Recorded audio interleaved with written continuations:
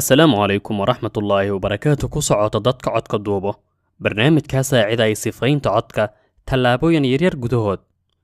barnaamij bilaasha oo heer sare ah xitaa dadka sida wax professionaalka u duubo way adeegsadaan barnaamijkan haddii hooyo soomaaliyeed la weydiin laha waxay ku jawaabi lahayd alla hooyo waa barnaamij aad u fiican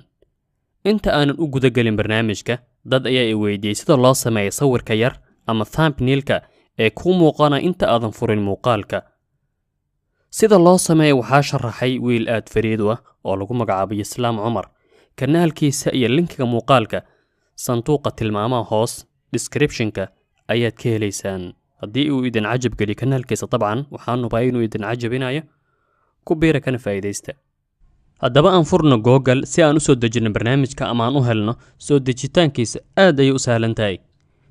aan u imaano google aan ku qorno barnaamijka magaciisa oo ah Audacity barnaamijka magaciisa waa markaad intaas ku qorto waxa ku soo baxaya ama safxada ugu horeyso ama bog ugu horeeya ku soo baxay waa barnaamijka magaciisa waa website-ka rasmiga ah audacityteam.org dawlad markaad ku dhufato si toos ah u soo dejinaysaa haddaba aan u imaano tallaabada xigto barnaamijka markaan soo dejinno wejigiisa waa sidaan wax sidaan u eg ayaa ku soo baxaya barnaamijka magaciisa calaamadiisa yarayd haddaba ujeedada kaliya aan ka leenahay waa in aan horta barnaamijka aad ayuu u weyn yahay qofka si fiican u sii barta waxyaabo badan ayuu ka saacidayaa inuu effect ku sameeyo codka inuu yareeyo inuu weyneeyo inuu boobsiiyo sida cajaladii hore waxyaabaha noocaas oo kale inuu ka dhigo waxyaabo badan uu ku samayn karaa laakiin ujeedka hadda aan ka leenahay waa in aad shucaaca ama neefta ku furan ama codka waxa uu soo qabanayo waxa aalad aad wax ku duubayso codka ay soo qabanayso in aad ka reebto haddaba saan sheegnay barnaamijku waa barnaamij waxyaabo badan kaa saacidayo inaad effect ama saameyn badan aad ku samayso codka aad weynaysa aad yaraysa aad ka dhigtid sidii qof documentary si professional u akhrinayo kale inaad codka yarayso inaad kor u qaado laakiin ujeedka kaliya halkan aan ka leenahay xilligan waa in codkii aad duubtay aad ka reebto shucaaca iyo dabaysha gashay codka ay soo qabatay aalad aad wax ku duubtay barnaamijka dabcan aniga usbuuc meelahaasaan soo dejiyey laakiin weli si fiican uma sii feerfeerinin haddaba markaan imaano batoonkan guduudan ama casaanka ee wax lagu duubo calaamada duubitaanka markaad ku dhufato aan aamusno 2 ilbiriqsi ama 3 ilbiriqsi si uu barnaamijku u barto shucaaca bannaanka ka imaanaya kadibna aad awood u yeelato inaad ka siibto aan bilowno bismillaah waan aamusnay 2 daqiiqo 2 ilbiriqsi ama 3 ilbiriqsi wax sidaas oo kale بسم الله الرحمن الرحيم الحمد لله والصلاة والسلام على رسول الله أنا استاجنو أنت وحن فيلا يعني كفلان طاي هدبا وحن كو إري آموس وإن برنامج كأو برتا